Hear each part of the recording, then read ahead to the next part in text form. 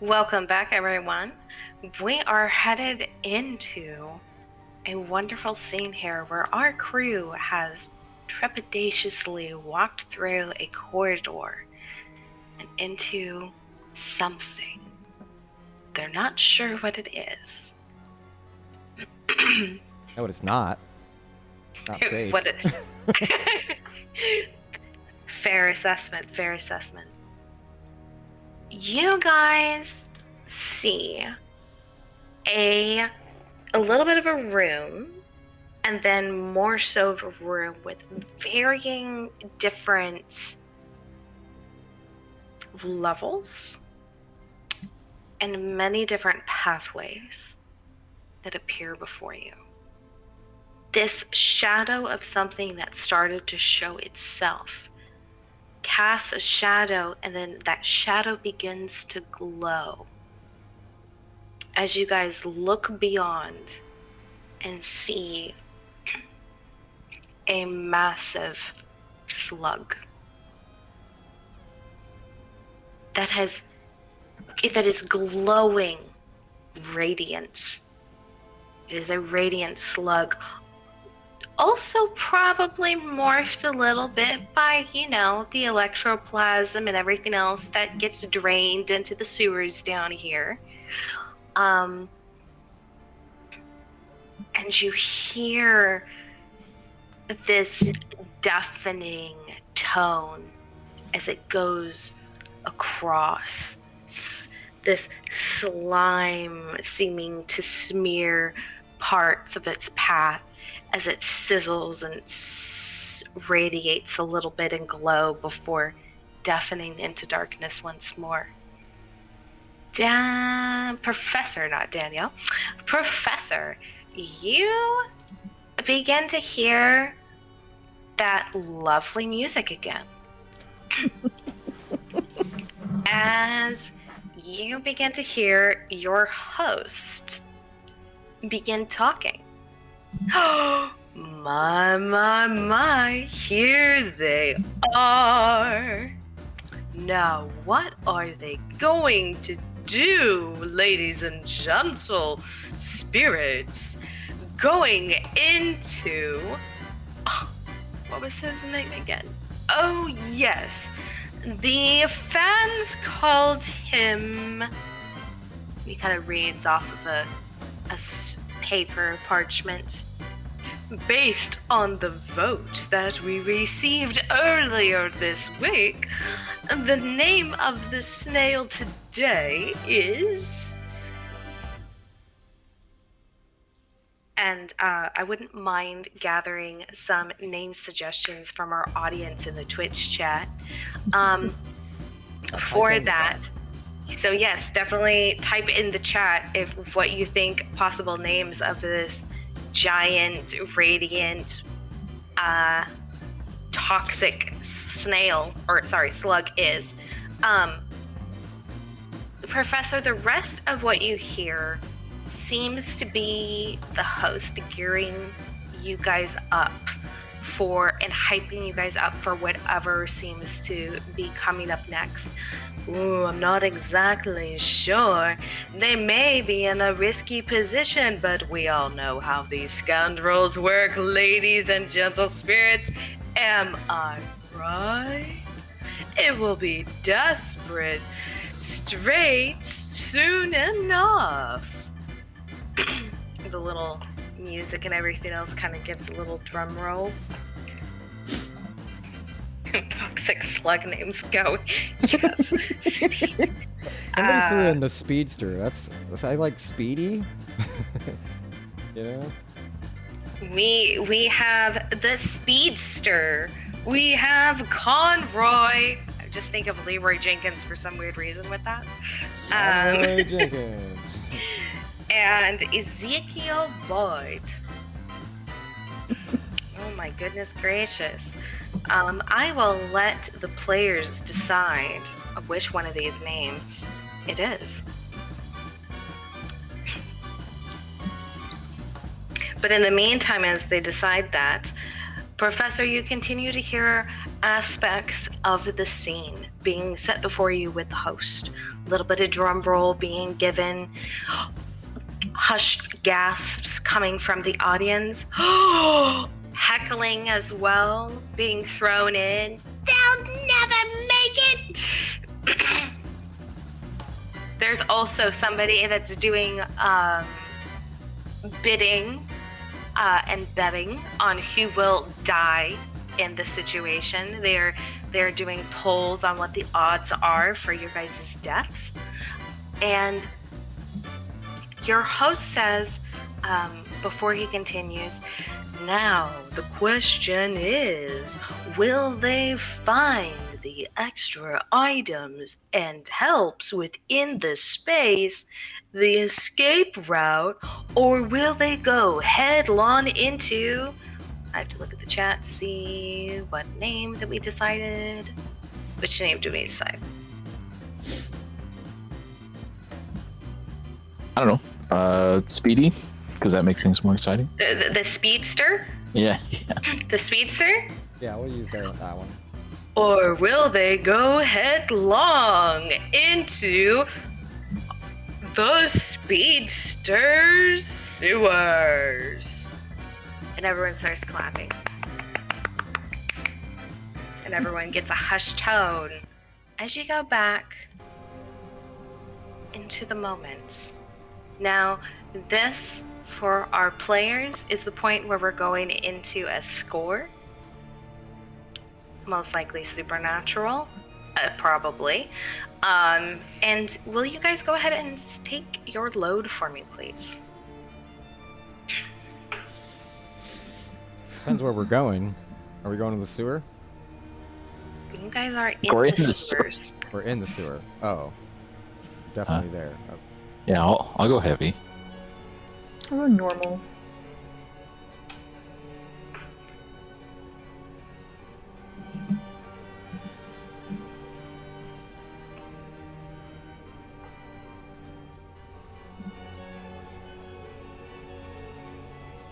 I'm hearing two musics. I am too. That's the player. Might be bugged out. Oh no. And what was your load, Daisy? I'm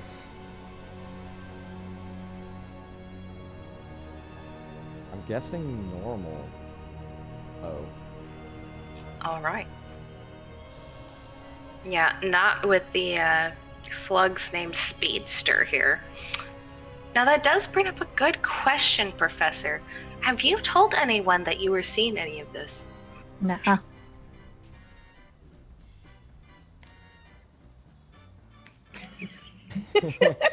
Yep. Hoping for a different answer, GM? I think you just hear again your host chuckle. Ooh, secretive. I like that. Going in thinking you have extra cards while everyone else has none. Attaboy. Yeah, like me as a player, I'm gonna play into that not knowing thing. You know? Absolutely. So yes, what do you guys do? You see this massive slug seeming to be in this space. It can't necessarily reach the room that you are in, per se. Because we're in like an antechamber. Correct. If you guys look at the roll 20. Oh, you've given us some. I didn't even see that. I know, I gave you guys a map. It is one of the maps by Ryan Denlevy, who has done a lot of the maps for Blades in the Dark. And this is their sewer map. So you guys are going to be about here. Oh. Have that one more time? Showing the Yep. audience our roll 20. Okay, so we're there. And you guys see the slug and whatnot about here. But please note, like, like I said, this is like a multi-tiered space that seems to have built-in pathways. With the pathways seem to have like concrete or bricked mortar and stone up to about 3 feet high, kind of like a guide rail or whatever for the paths, and then there's the other space around it. So some of the paths are kind of scaffolded in this space above. Those are more metal, and then as you go further down in the different tiers of pathways that cut across this space, they go more into stone and whatnot, or concreted gutters that different water sloughs or the liquids from the city above seems to slough through.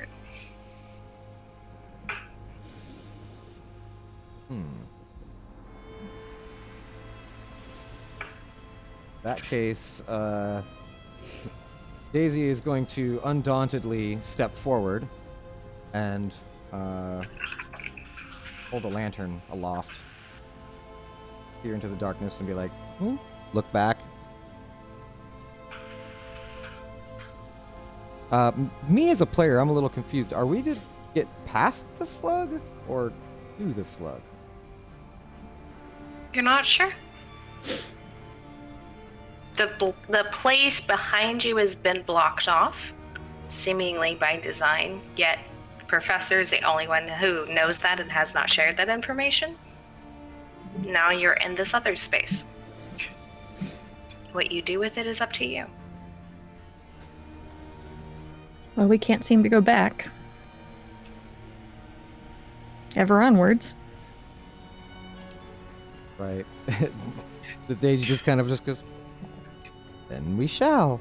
And she says things like this often that are sort of foreboding and cheerful in the face of darkness.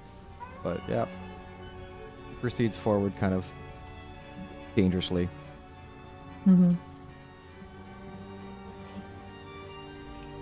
Yeah, what's so we see the slug in front of us in the distance, is that right? Yes. Okay. And it's not doing anything yet. No, just seems to be doing its sluggy business. Out of the corner of your eye, as you're looking around their coil, you see a familiar little Dusty. But he's way over there across the space, kind of like behind the slug. It's like...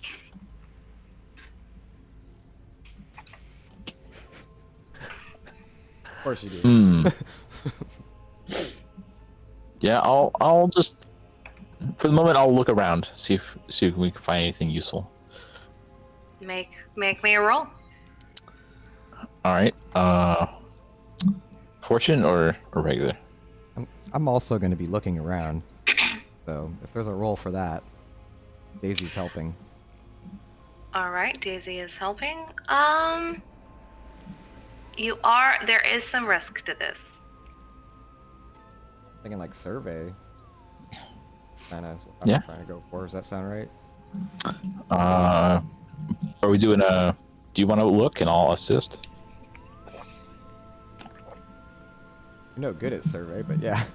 I can study if we want to do that. Yeah. I'm good at that too. All right, so I'll study all the contents of this room that we're in. Go for it.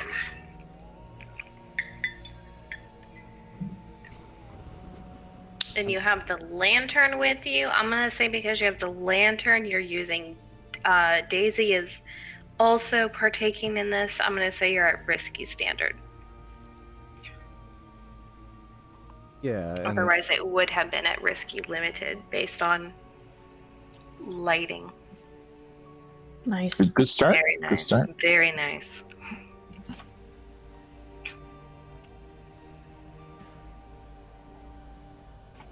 Oh, Mark, I thought you were assisting. I was supposed to be helping. Oh, you thought I was assisting? Assisting gives an additional die over partaking in action, Okay. so you wouldn't have to. But I'm good at study though. So yeah, I'll mark the stress. I'll take that stress so that you get that bonus die. That's fine. Okay. But I also wanted to help, like, group action it basically, if that's possible. No, it's a group action or assist. Assisted. Okay. All right. I'll go with assisting. So we're going to stick with the 6-5 here. And with that 6 coil, as you and Daisy survey and study the space here and looking around, this is a very old part of the city. But there are also some parts that are unfamiliar to you. Like, some of it seems off. Some of it seems a little set up, staged. No, it can't possibly be staged. It just seems very particular. The dust, the water pouring in, the grime, the age, it's very, very good. It's very good.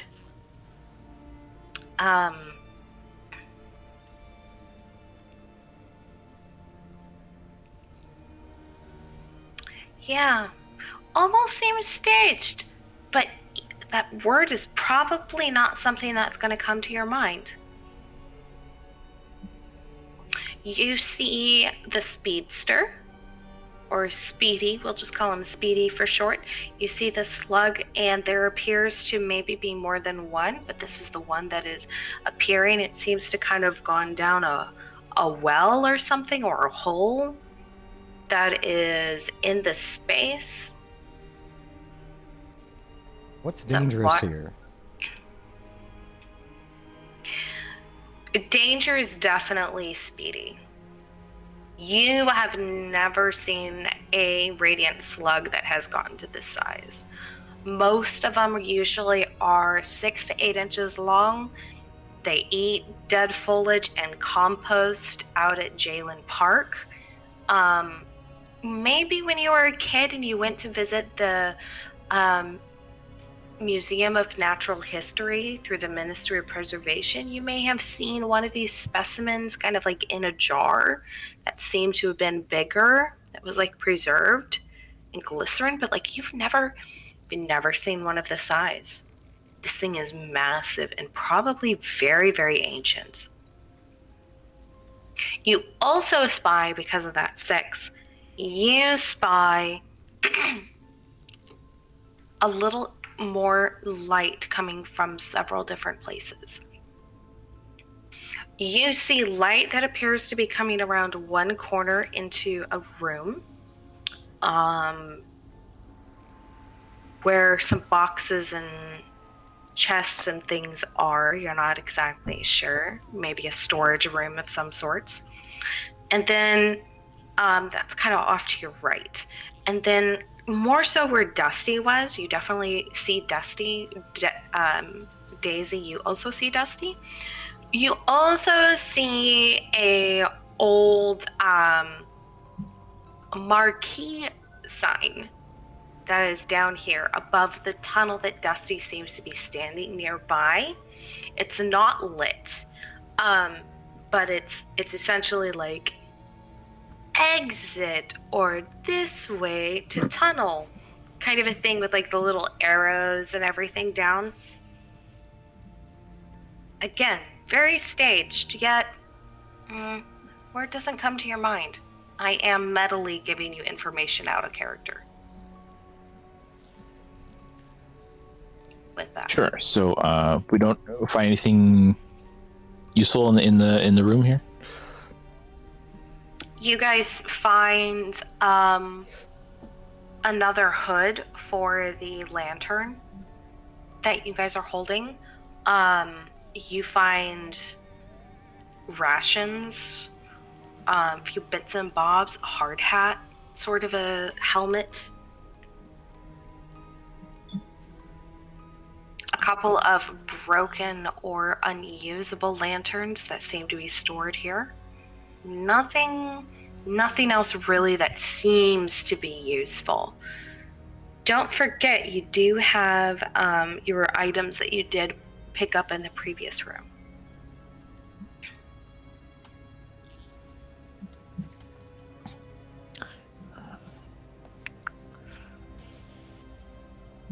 All right, we'll all start sneakily exploring.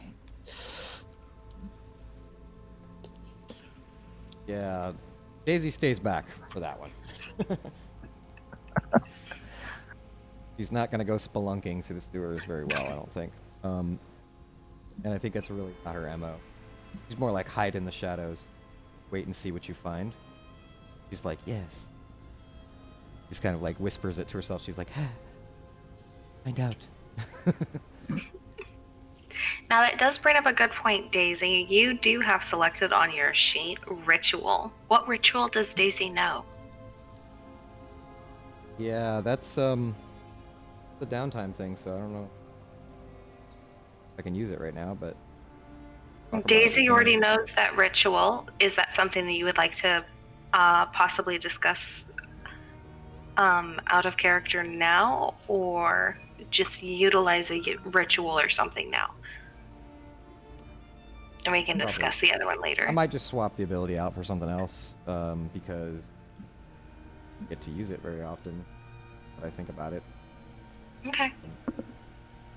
But yeah, I wouldn't have downtime to do right now. Time to something else. Go for it. If you'd like to do that, just send me a PM on what that is. What is the professor doing during this time? Do I see Dusty? Has Coil and Daisy pointed Dusty out? Probably did, yeah. Okay. Then yes, you see Dusty. Okay. He waves back. And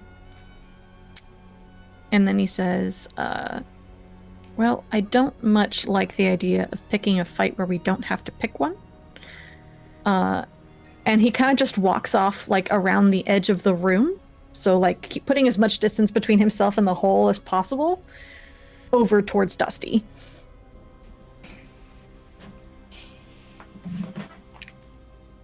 Go ahead and make me an action roll for that. See how well you do that. Okay.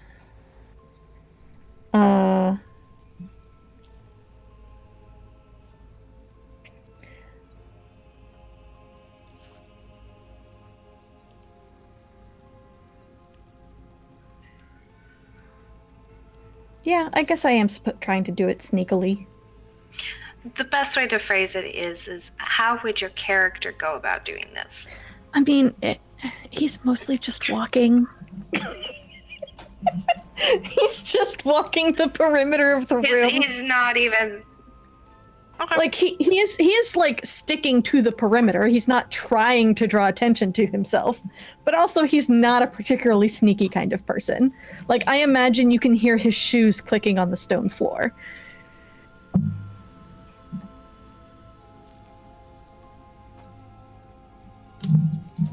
How bad is it for the professor? Not bad? Good? Interested to know. I'm standing offish, right? I'm being very standoffish.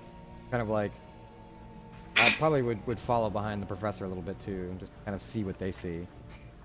Like, I'm being kind of snoopy. I'm like, oh, what are you looking for? Kind of thing, that kind of thing, you know? Like over your shoulder, kind of like, oh, no, just looking over at these cobwebs, you know, that sort of thing. Coil, as they are kind of walking over around the perimeter, let's say, are you guys going left or right? Left. Left? Okay. They're kind of going to the left. Which way did you go? Same way or to the right? Which one had the light? It was on the right. That one then. Okay. So you go off to the right, kind of like skirting around, kind of going towards that light, that otherness that you saw. The well that the creature kind of came down in kind of bubbles up a little bit like a belch or a burp with a plume of fluorescence. Kind of splashes over in its basin. It's doing something down there.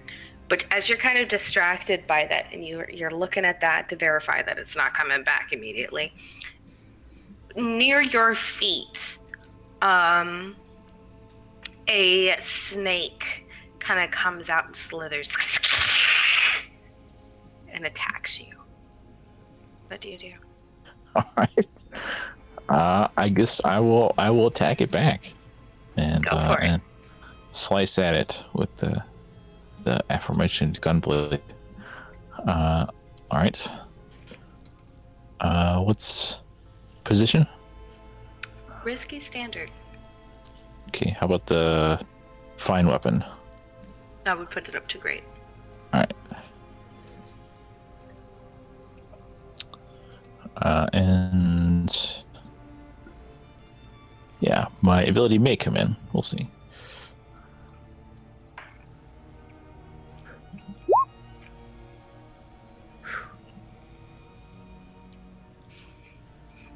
You succeed in killing a mechanized rubberish snake. Mechanized. Yeah, it has, as you hack and chop and whatever you want to do with it, it starts coming apart, its pieces, as you hack away at it. And it's parts of rubber, parts of Sparkcraft, parts machine, a little bit of oil and everything else oozing out of it as it rings on the floor.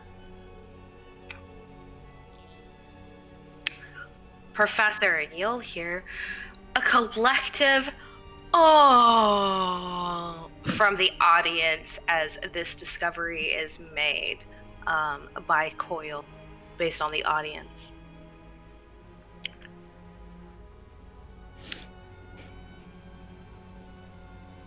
You're a little put back, Coil. Yeah, this is strange. You do a pirouette and slice a snake, and it explodes into mechanical parts. Yeah, I'll take a look at it. Well,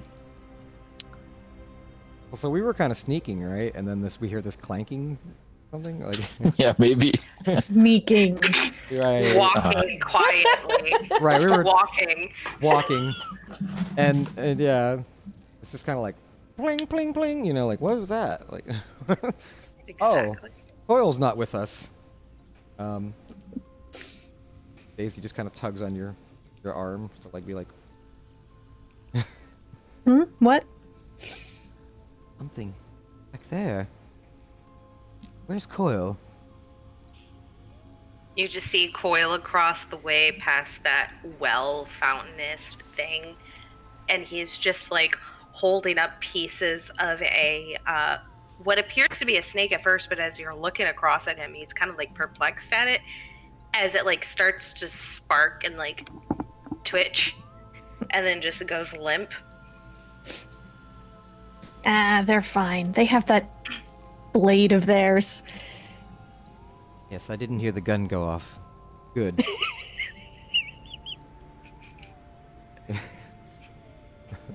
I suppose that Daisy's just kind of like gonna, yeah, gonna be like, give them a nod, like you're good, or you know, Yeah, we'll perplexed find look. out. Yeah. So I'd like to like figure out what this thing's purpose is, by like attuning to its whatever it has for a brain. Sure. Go for it.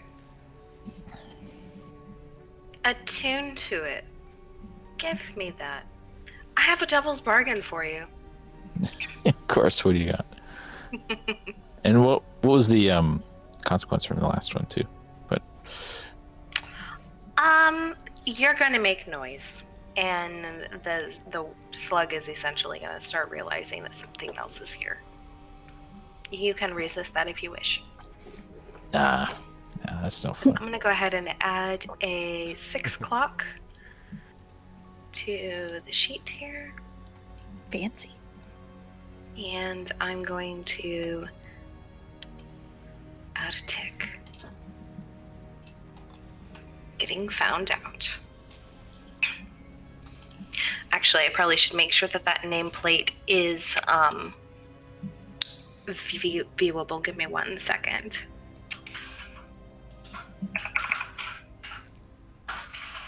Speedy finds friends. Yes. Okay. All right, and risky, I guess, or what?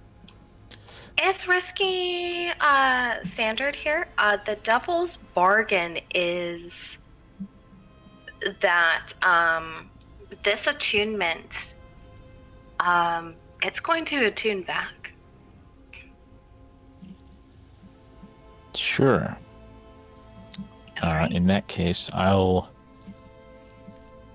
go for broke. I'll go even farther and trade it to desperate. Cool. Okay. All right. Told you Eskur would be the first one to go for desperate. 1, 2, 1 die.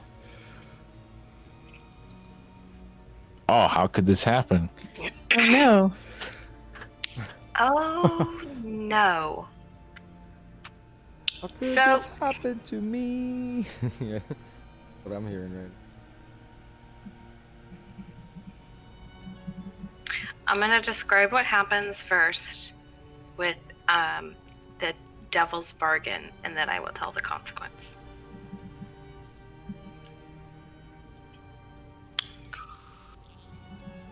You attempt to attune, and that snake that is in your hand, limp and half of it hacked away, immediately comes to life and grabs your face and bites you. Almost to the point to where you're mentally having whiplash, and you kind of like try to pull it off, and it's not coming off. And slowly you feel it articulating its jaw muscles and everything else till it covers your face as it tries to eat you. And you just hear a voice echoing from the bowels of the snake. Ah, yes. Handy with that blade, are we? Not everything appears as it seems. Especially you. And with that, back in the moment, it's Snake. It's just dead in front of you. But you feel like it is still on your face. The jaw, the muscle dislocating as it ever grows further and goes down your neck. You have this is a desperate failure. I am going to say that this is a level 4 harm of you mentally feeling like you are being eaten alive, and so in a sense it is true. Your soul in the ghost field is being consumed right now by something. What do you do? All right. Well, sure. I'll resist. What else have I got? Yeah, I don't think okay, let me make this resist roll, but I don't think I have much else. So I think you all hear like the gun go off, Wow. Okay. Whew. Oh, okay then. The dice really like you tonight. Oh yeah. Wow. It's a 1 on that resistance roll. Both of you look over and you see Coil stand there and almost convulsing as he holds the snake up and kind of like moving and not saying a word, just gurgling. Something appears to be wrong with them. Daisy kind of steps back. She's like, also there was a light this way. Coil. That is going to resist it down to, I'm going to say, a level 3. Depending on which table you are at, you can resist it completely or resist it down.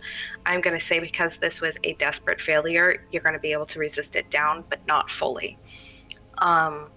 Is there anything else that you would like to do in this regard? I don't have any special armor or anything, so... You can go ahead and select heavy armor if that is something that you would like to do. Would that work against this ghost field Spirit armor stuff? Yeah. It could be. It is all dependent on how you feel that this character would interact with things. Especially since the crew type does have... Wait a second. Which favored type of being do you guys have for superstition of disbelief? Because you get a +1 for resistance rolls, which means you get an extra die.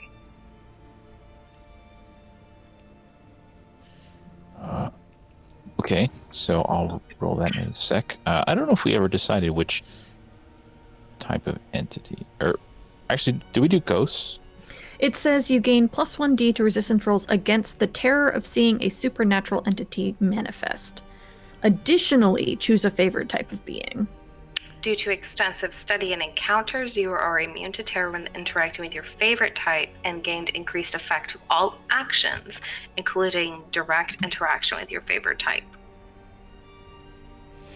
I don't know that we picked anything. Okay, well, Oh, right. do we want to go ahead and decide that we want to go ahead and go with spirits then? Yeah, I'm good with that. Yeah. Okay. Sure. All right. So I've adjusted the stress. Yeah, I'll mark armor and say got some ruined armor that he snaps me back. So what is this? A level 2 harm then? Yes, we go down to a level 2. You are still being consumed. I'm going to go ahead and add a clock. Give me 1 second. Yeah, so people who are listening at home will be wondering, what crew do we have that has this ability? That is the Seeker's crew book. And I believe that's part of the jam that we did, correct? Yeah, but the Mythos Forged. Mm-hmm. Yeah, the Mythos Forged jam. You can find that on itch. The playbook itself. I'm going to show that ability. Actually, I don't think it would have this whole... Because it's for resistance error. It would have affected the attune, though. Yes, that seems like it might have granted additional effect for that. It's kind of too late now. But Yeah. Yes, right. it is kind of rolled too a late, one. but we know for next time. They roll a 1 to 3, so it's not like it matters, you know. You don't get any effect when you set that up, but... Mm-hmm. Yeah. Also, Esker, that clock for coil is on the board, snake coiled hole. You have 2 ticks in it, and so you can fill the clock to completely break being consumed.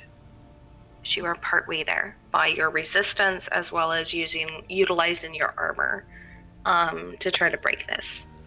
So yes, the rest of you see this happening. Daisy, you said something. What are you guys doing? But something doesn't seem right with them, and you know, because I'm like, They're twitching. Mm-hmm. What are you I'm- doing? I'm trying to back out from the direction we were headed. Mm-hmm. To, to Yeah. bring Professor back. Just coil with whatever's happening. Mm-hmm. Yeah, I'll come back around to where Coil is. Are they still twitching? Yes. Okay. Not as much, but they are still standing there, gurgling noises, twitching. Okay. Arms kind of very much at their side, like pressed up against them. Can I study to see what is going on? Try to figure out what's Absolutely. going on. Excellent. You are at a risky standard starting position. Okay, I'm just gonna roll it straight. 4.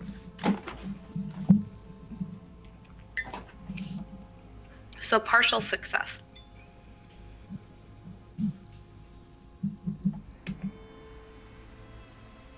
Let me double check your sheet here. Give me 1 second.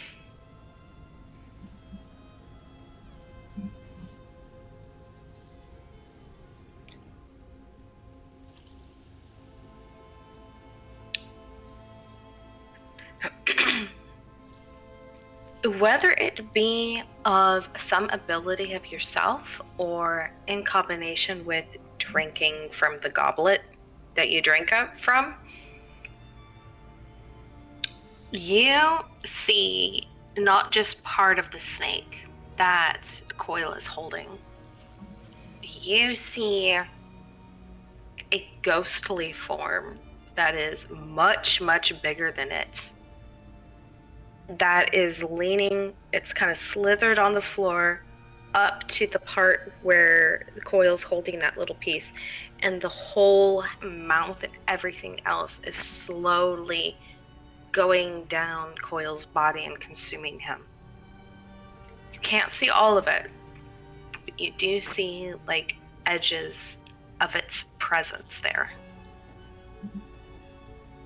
The consequence of this action, though, is I am going to add 2 ticks to the clock of Speedy Finds Friends. Because now you guys are taking time and you're making noises. Would you like to resist that consequence or keep it? I'll keep it. All right.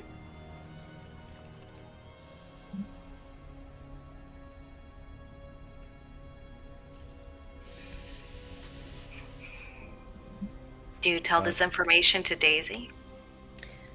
Yeah.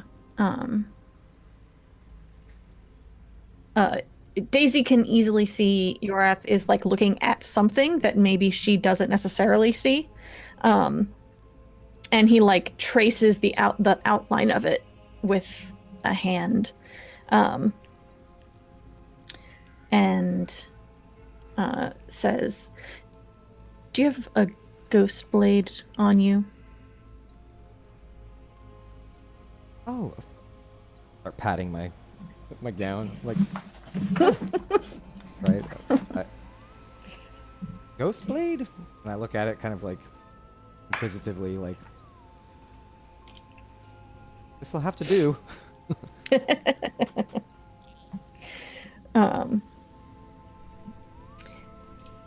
And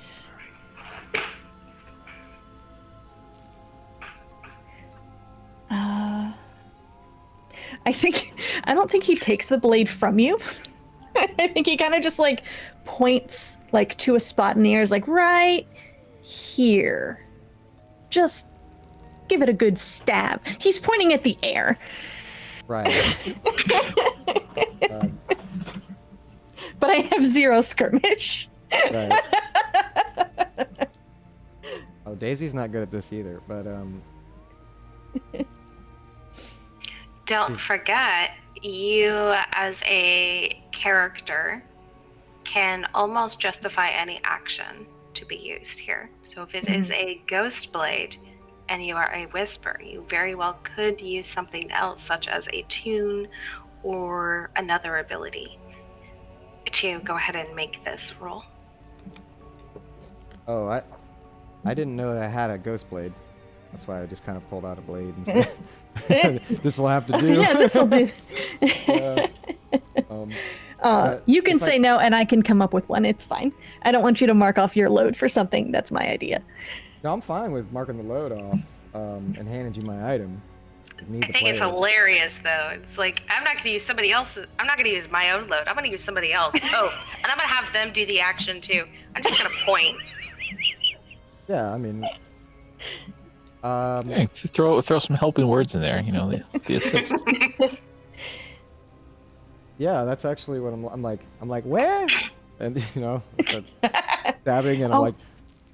Just give it here. Daisy's like, well, fine. Passes it. And wanted to be helpful. Yeah, no.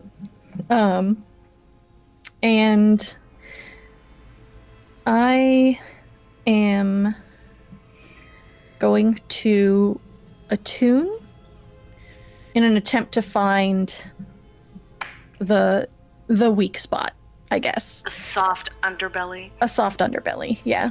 Because, I can kind of see it, and that's kind of where I was pointing, but, if I'm going to be doing this myself, I'm going to take a little bit more care with it. I'm curious, what does it look like when you attune? I think... he takes the blade from you, and then he pulls a, small black book out of an inner pocket of his jacket. And he's flipping through the pages and mumbling to himself, and he's like, here we go. And he runs his finger across the page and it's like, okay, all right. And then he mumbles something that you can't quite hear, but does not sound like any normal language that is spoken in the city. And I think that his eyes get just a little bit brighter. They're already that really vibrant green, and they just get a little bit brighter. And then he tries to stab the thing. I have a devil's bargain for you. What is it? Your lovely friend will go ahead and assist you with this and guide your hand.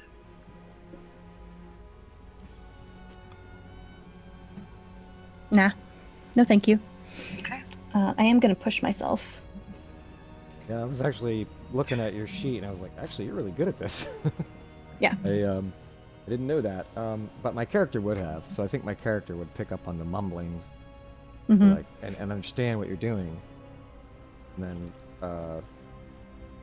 probably also open her mind to the ghost field. Try to be yeah, and it's I, or whatever, just calling out something. Yeah. Uh-huh. Do you want to do a group action, or do you want to assist? I think I'll throw you a die. Okay. I will happily take it. Mark the stress, Daisy. So what is my position? Based on you already studying it and everything else, and Daisy assisting here, also Coil standing very nice and still for you, I'm going to go ahead and say that this is going to be a risky, great starting position. Okay. You love to hear it. Does this count with our ability? Do I get extreme effect? Yes, it does. Love to hear it. Oh, wait. Let me double check.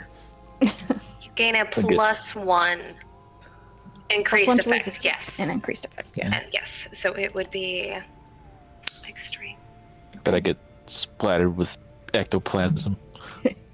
With 2 bonus dice.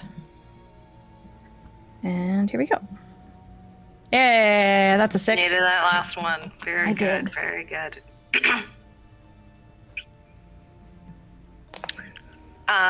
So a scene that Eskur very aptly just gave me is going to happen. He is very much covered in ghostly goo. As the professor wields a blade very, very precisely, as if they've definitely done this before. And all of a sudden, Coil is free. I'm gonna go ahead and fill up that clock. And I come to, fling the coop. Like, oh, what is this? Take out a handkerchief, hand it over. It's kind of like ghostly almost, and sort of monochrome gray. Very interesting. Like, you look at your hands beneath the goo, and it almost seems like they shift a little bit. It's very interesting. But yes, you are covered in it, and so is the floor. But of course, the professor is so well versed with the blade that he has not a speck on him. Handkerchief? Sure. Think about what you should do first, and wipe the face, you know. Oh, you've made such a mess of yourself. Oh my. Is everything all right? And then she's kind of like trying to see what you were headed for, you know, like what you were doing with this thing in the first place, you know. And then she just kind of like says like, this is not good, but I suppose you'll clean yourself up. Yeah, maybe we'll find a pool in here somewhere, I bet. But I don't know. I tried to see what the snake was doing, and got what I deserved, apparently. Do you know what it was doing? No. Aside from attacking me. Well, mind the slug. And she starts to kind of like trail her hand along the wall, like, go this way. And with that, Professor, you hear that melodious sound in your ears, in your mind once more, as the host. Look at our trepidatious scoundrels. Oh, so brave. And one slithery serpent down. Scored one for our scoundrels. And we'll be right back after these short messages from our sponsors. And, you know, goes off and, you know, some sponsors start doing. And the odd board, you'll notice, for each of you has changed a little bit. Coil's odds were quite low, and now they've actually gone up of dying or become deceased, while the professor's has moved slightly. Daisy has been the steady Eddie during the steady Eddie. Sure, I've been. Oh, wow. La, la, la, la. Apologies, Mark. I see.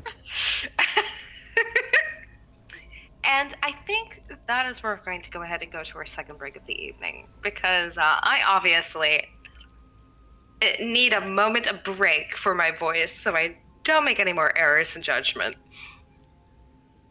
So after these short messages, we'll be right back. We haven't talked about my sex life yet, but there's still time. Is that part of Daisy's backstory we get to hear? When we can go into it, we surely can. Maybe after the break. But maybe in a better scene. She's a better girl than that, I think, than to get down in the sewers. But she will tell stories along the walk. We'll let our audience imagine what those are. We'll be back soon, though. Stay tuned, folks.